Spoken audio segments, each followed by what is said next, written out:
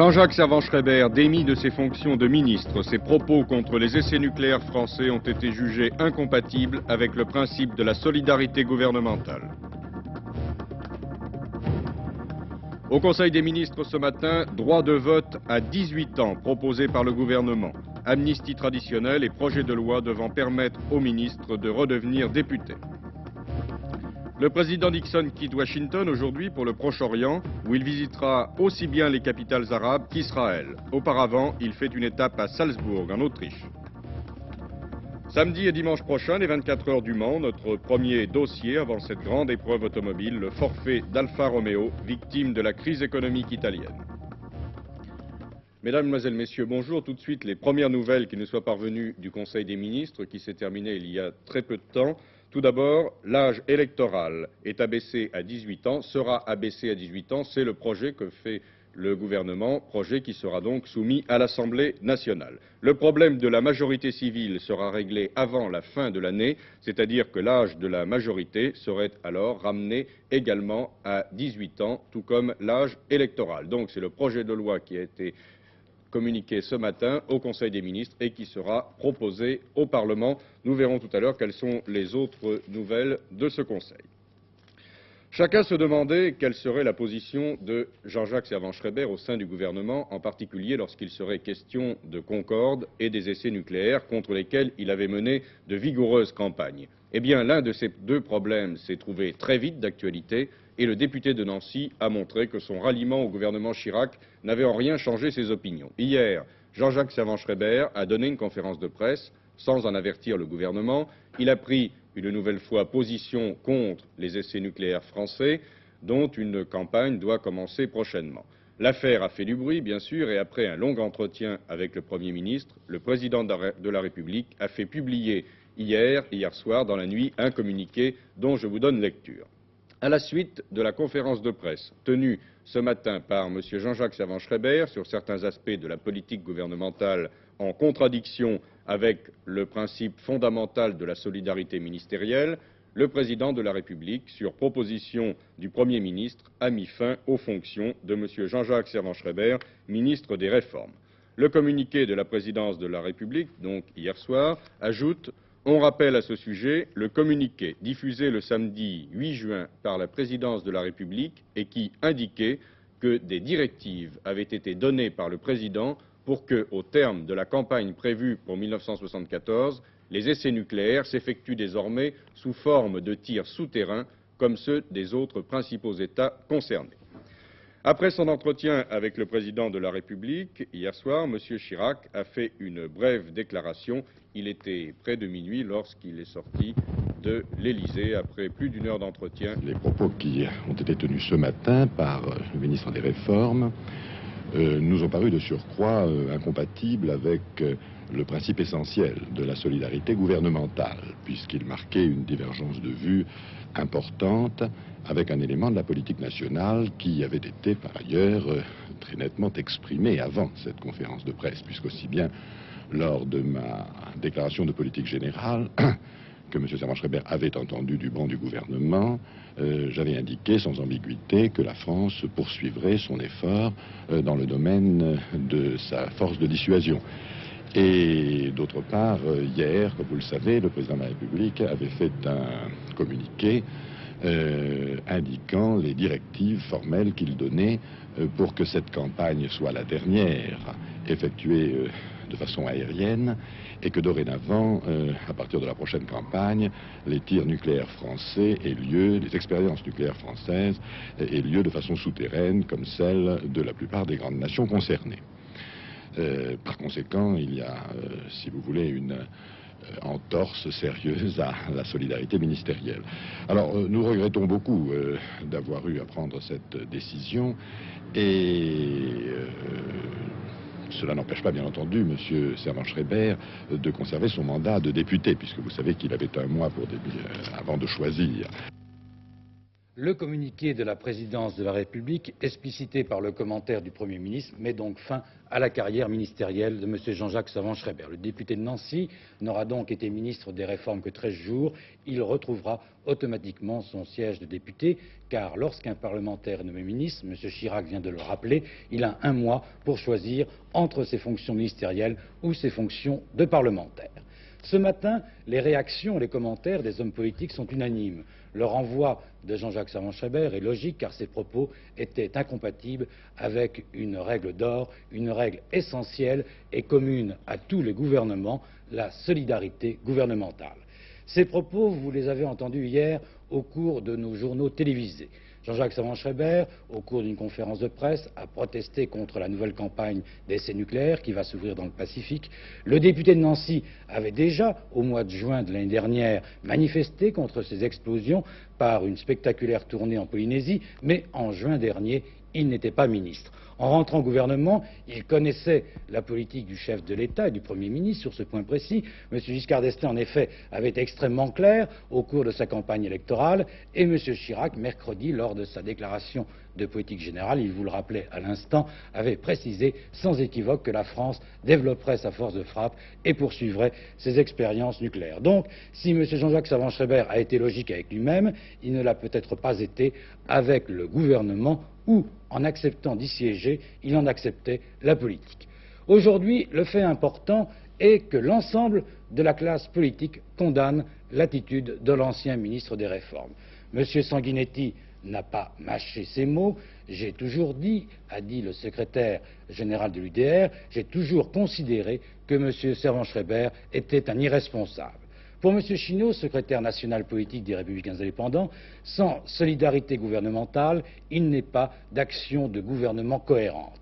Et M. Chineau ajoute, M. Savant-Schreiber n'avait pas pris le temps de quitter les dossiers du journaliste pour prendre connaissance du dossier de l'État. Mais le commentaire le plus significatif est celui de M. Gabriel Péronnet, le nouveau secrétaire d'État chargé de l'environnement. En effet, M. Péronnet est également le secrétaire général du Parti radical socialiste, donc le bras droit de M. Jean-Jacques Savant-Schreiber. Pour M. Péronnet, M. Savant-Schreiber a fait une entorse grave au principe essentiel qui est celui de la solidarité gouvernementale. Je ne suis pas solidaire ni dans le fond ni dans la forme de M. Savant-Schreiber, étant donné qu'il s'agit d'une initiative personnelle prise en dehors du Parti radical, a conclu M. Péronnet. La presse commente également largement cette affaire. Par une phrase, Jean Brigoulex de François résume ce que certains appellent le premier raté dans l'action gouvernementale. En effet, notre confrère écrit « Jean-Jacques Savant-Schreiber a lancé hier matin une bombe. Cette bombe a explosé au-dessus de sa tête. »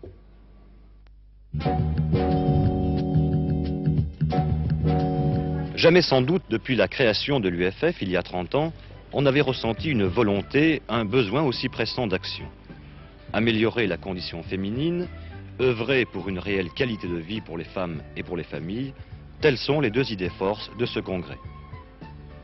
Le congrès a beaucoup souligné la hausse des produits alimentaires, des loyers, des charges et la dégradation du pouvoir d'achat des prestations familiales. Mais nous ne nous sommes pas contentés de ce constat. Nous demandons immédiatement après le congrès audience au gouvernement, d'autant plus que de nombreuses promesses ont été faites. Nous souhaitons rappeler notamment la nécessaire augmentation de 30% des prestations familiales, leur attribution dès le premier enfant, une allocation unique et substantielle à toutes les femmes ayant des enfants en bas âge. D'autre part, nous reprendrons dès la rentrée notre campagne pour la totale gratuité de la scolarité. L'une des idées maîtresses qui s'est dégagée de ces 3 journées de travail fut la revendication des femmes au sujet de la formation permanente et du recyclage. Oui, effectivement, c'est venu très très fort dans le Congrès. Ce qu'elle réclame, c'est la multiplication des actions de formation continue et de recyclage. Et elle revendique non seulement la formation continue pour les femmes qui travaillent ou qui souhaitent retravailler, mais également pour les femmes qui restent au foyer pour de multiples raisons, mais qui veulent se cultiver pour pouvoir mieux participer à tout ce qui se dit, ce qui se fait dans le monde, et même aux activités de l'Union des femmes françaises.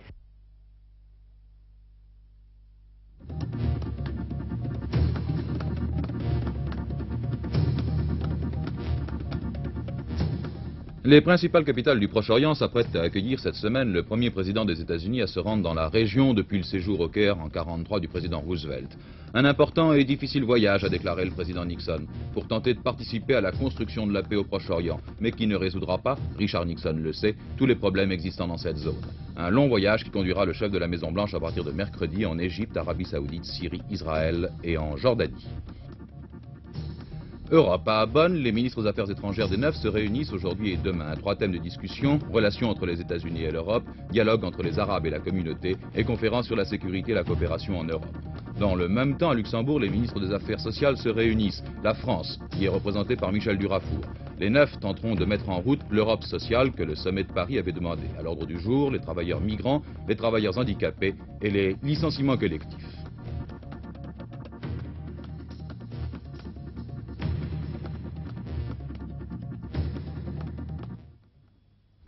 Le duc de Gloucester, frère du roi George VI et oncle de la reine Elisabeth, est mort cette nuit en Angleterre des suites d'une longue maladie. Henri de Gloucester était le prince soldat, une exception parmi les membres de la famille royale qui sont traditionnellement des marins.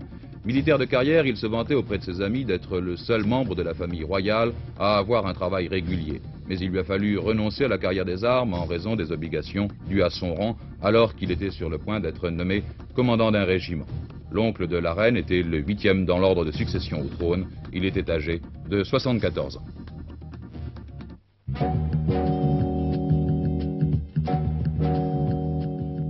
Miguel Ángel Asturias, prix Nobel de littérature 1967, qui est mort hier à Madrid, sera inhumé au Père-Lachaise. Juriste, sociologue, diplomate, Miguel Asturias était surtout connu comme romancier. La majeure partie de son œuvre est consacrée à la dénonciation de toutes les formes d'injustice, mais aussi aux traditions de son pays, le Guatemala. Peu de temps après avoir reçu son prix, voici ce que le romancier pensait des honneurs. Oui, mais je ne l'ai pas cherché, vous savez, ça vient je viens comme ça, mais je suis tout à fait, je soutiens ma parole parce que je dis que j'ai choisi la sort de mon peuple et c'est pour ça que je n'avais pas de honneur, mais je crois que ça vient un peu avec l'âge. Vous savez, quand on a 68 ans, quand on commence à voir la vie qui finit, les honneurs viennent parfois un peu tard. Miguel Asturias a légué tous ses manuscrits à la Bibliothèque nationale en témoignage de son attachement à la France.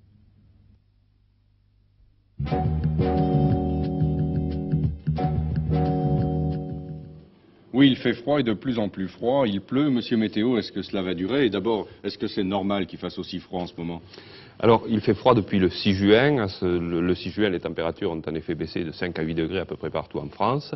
Cela est dû à une arrivée d'air de nord-ouest sur notre pays, d'air polaire, entre une zone dépressionnaire de l'Islande à la Scandinavie et un anticyclone sur l'Atlantique. Cette situation est anormale, c'est certain, mais elle n'est pas exceptionnelle. Sans remonter très loin dans le temps, en 1956, le début juin a été très froid. Le maximum, le 10 juin 1956 à Paris, était de 12 degrés 6. Nous aurons plus aujourd'hui. En 65, en 71 aussi, le début juin a été particulièrement frais sur la France. Bon, ce qui nous intéresse, c'est les jours à venir. Il a plu le jour de la Saint-Médard. Est-ce que c'est inquiétant? Non. Enfin, disons que nous ne nous basons pas sur les dictons et les proverbes pour faire des prévisions. C'est quand même un peu trop léger, disons. Mais pour les prochains jours, au moins pour les prochaines 72 heures, il ne faut pas s'attendre à une amélioration très sensible. L'air froid sera sans doute dévié un peu plus vers l'Europe centrale et on aura un peu d'air chaud qui contournera l'anticyclone par le nord, mais cet air chaud sera aussi très humide et au moins sur la moitié nord-est, il y aura beaucoup de nuages, donc les températures ne s'élèveront pas beaucoup. Sur la moitié sud-ouest, il y aura quand même des périodes ensoleillées, sans doute des maximums plus élevés. Bien, nous vous retrouverons ce soir. De toute façon, le mauvais temps a eu hier quand même un avantage. Il y a eu moins de morts sur les routes, 45 morts et 662 blessés durant ce week-end. Il est évident qu'on ne peut pas comparer avec le week-end précédent, celui de la Pentecôte, qui avait fait 142 morts.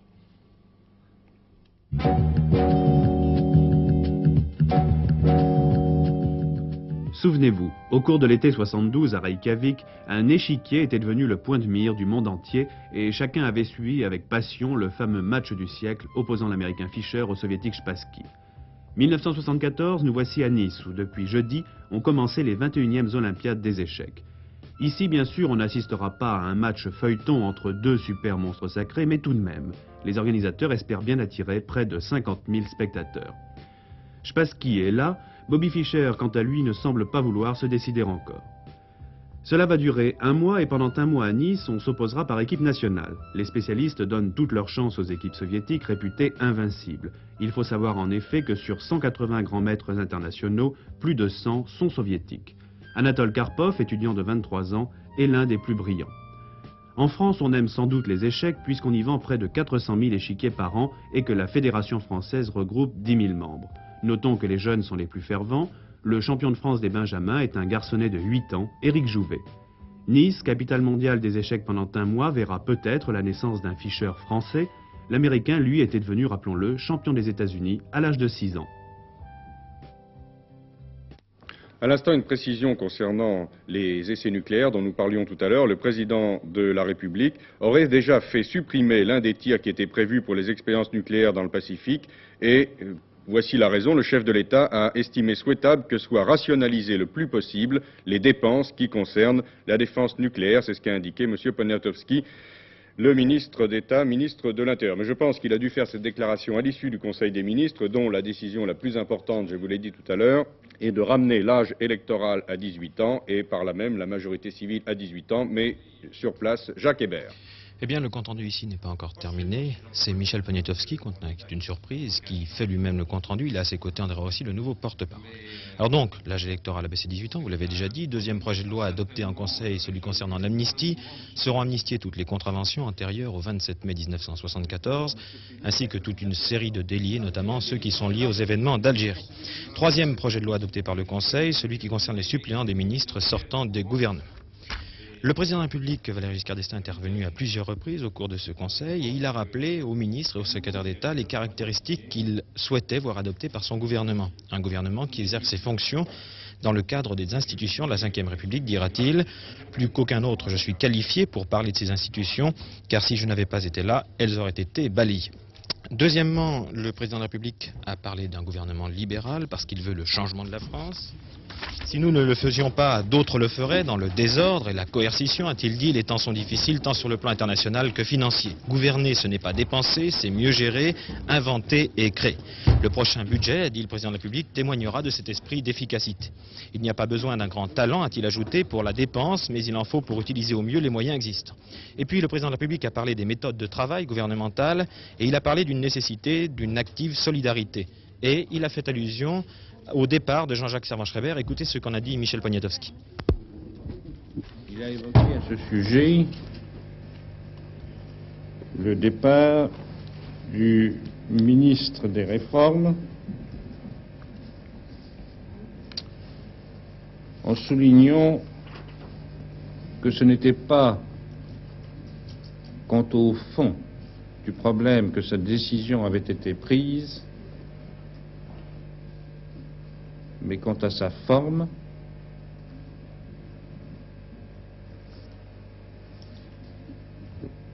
le président a en effet indiqué que lui-même et le Premier ministre avaient appris la position de M. Servan-Schreiber par une dépêche de presse et qu'en outre l'exposé qui avait été fait était inexact quant au fond, puisque c'est le président de la République, chef des armées, qui prend les décisions qui étaient en l'occurrence contestées par le ministre des Réformes. Voilà un dernier mot pour vous confirmer que la France ne possédera à partir de septembre prochain qu'à des tirs nucléaires souterrains.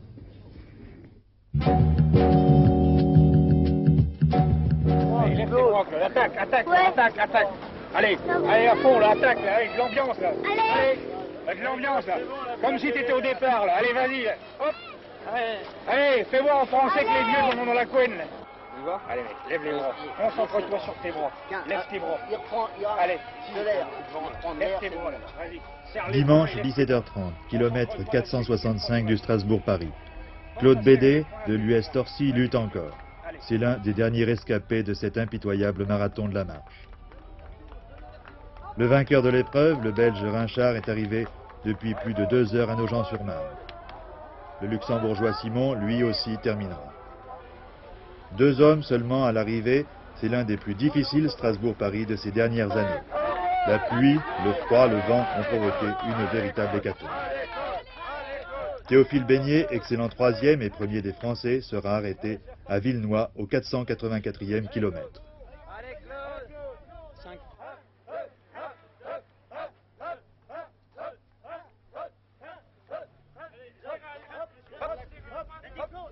À 18 h, Claude Bédé reste seul sur la route. Sa 4e place est acquise et pourtant il continue. Son rêve, arrivé à Torcy, cette petite ville où il y a 20 ans, il avait décidé de faire de la marche en regardant précisément passer Strasbourg-Paris. Ivre de fatigue, les jambes douloureuses, en dépit d'une extraordinaire volonté, il n'y parviendra pas et s'arrêtera quelques kilomètres avant Meaux. En 3 jours et 3 nuits de randonnée, il a perdu près de 5 kilos.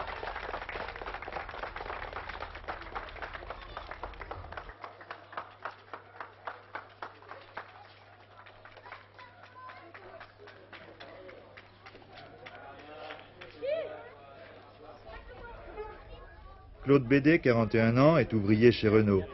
Il ne peut s'entraîner qu'1 ou 2 fois par semaine, généralement le samedi ou le dimanche. Tous les ans, il le dit, c'est son dernier Strasbourg-Paris. Mais il n'arrive pas à faire ses adieux à cette épreuve. Cette épreuve, il l'aime et pourtant, il sait qu'il ne la gagnera sans doute jamais. Ils vont faire ça bien le prochain. Ils prennent une boîte de cachet en plus. Claude Bédé, vous êtes 4e, vous êtes content quand même? Oui, mais je suis content. Mais je suis content, mais je suis un peu déçu. Déçu pourquoi? Après, j'aurais voulu aller au bout. Quoi. Ah ben, c'est pour permettre à tout le monde. Qu'est-ce que tu veux? Si tu as eu un petit accro, c'est un petit accro, qu'est-ce que tu veux faire? Mais ils n'auraient pas dû reculer de 2 heures. Pour la bande à BD, pipi!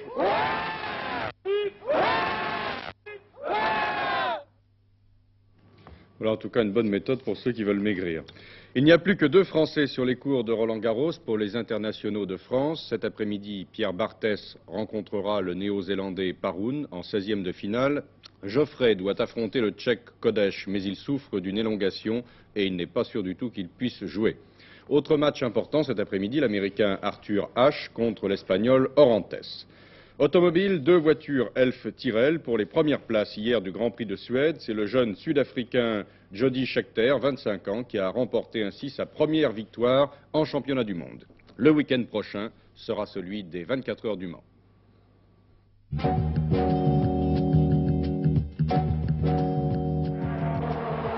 Ces voitures devaient samedi et dimanche prochain affronter les Matra Simca pendant 24 heures sur le circuit du Mans. Malheureusement pour la marque française et pour le public, aucune Alfa Romeo ne tournera cette semaine au Mans. La raison du forfait des voitures italiennes est fort simple. Elles sont en effet fabriquées par Autodelta, le service compétition d'Alfa Romeo. La direction d'Alfa Romeo, pour financer l'opération Le Mans, avait besoin de crédits supplémentaires. Ces crédits lui ont été refusés par le ministère des Finances italien, qui doit faire face actuellement à une crise économique et monétaire sérieuse. Il y a quelques semaines, l'ingénieur Carlo Chitti, responsable d'Autodelta, ne cachait pas ses craintes quant à la participation de son écurie aux 24 heures du Mans. Actuellement, les voitures, ils ne sont pas faits et ils ne feront pas les 24 heures. Vous savez qu'il est très difficile de faire les 24 heures. La Matra, il est des années qu'il a gagné au Mans et il est une voiture merveilleuse pour moi. Parce que faire gagner pour 2 fois maintenant est très difficile. Parce que faire les 1000 km à 24 heures du Mans, on doit faire pratiquement 2 voitures différentes. Et c'est la question technique principale qui limite la participation des maisons au Mans. Carlo Chitti aurait malgré tout souhaité venir au Mans. D'autant plus que récemment, l'ingénieur Georges Martin de Matra Simca lui avait dit qu'à son avis, le Mans était peut-être la seule épreuve à la portée des Alfa Romeo cette saison, les courses de 1000 km plus rapides étant dominées par les voitures françaises. Le fait que le principal rival de Matra Simca déclare forfait pour l'épreuve d'endurance la plus importante et la plus prestigieuse est tout à fait regrettable. D'autant plus que sur le plan humain, Alfa Romeo avait engagé des pilotes talentueux. Mario Andretti, Carlo Facchetti, essayeur des voitures à Milan, et Arturo Merzario, nouvelle idole des tifosi, le vainqueur des 1000 km de Monza le 25 avril dernier. Les Alfa Romeo étaient sans aucun doute les seules voitures capables de rivaliser avec les 4 Matra Simca engagés samedi et dimanche prochains. Tout comme Ferrari l'an dernier. Souvenez-vous du suspense entretenu jusqu'à la 23e heure lors de l'édition précédente des 24 heures du Mans. En l'absence des voitures rouges, les 4 Matra Simca n'auront guère de mal à triompher dimanche soir. Nous vous les présenterons demain.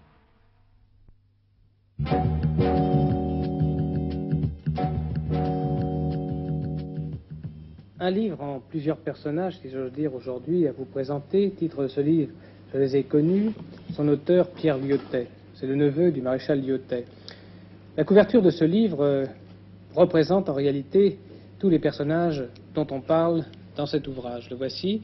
Vous pouvez reconnaître sur votre écran Foch, Churchill, Clemenceau, Staline, Hussein de Jordanie, Mussolini, Franco, Roosevelt et De Gaulle. Pourquoi avoir voulu, Pierre Lyotet, traiter de tous ces hommes, de ces grands hommes pour la plupart d'entre eux?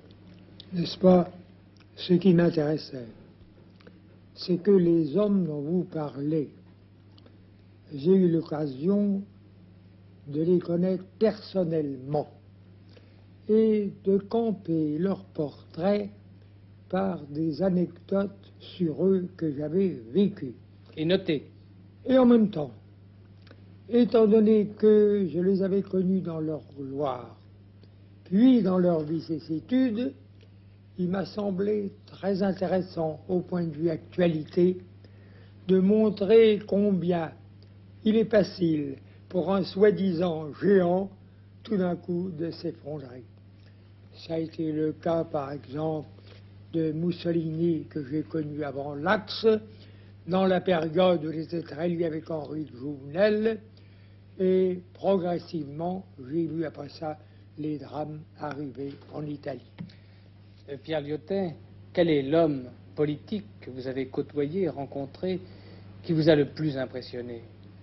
Ah, j'étais très impressionné par Churchill. Et pourquoi?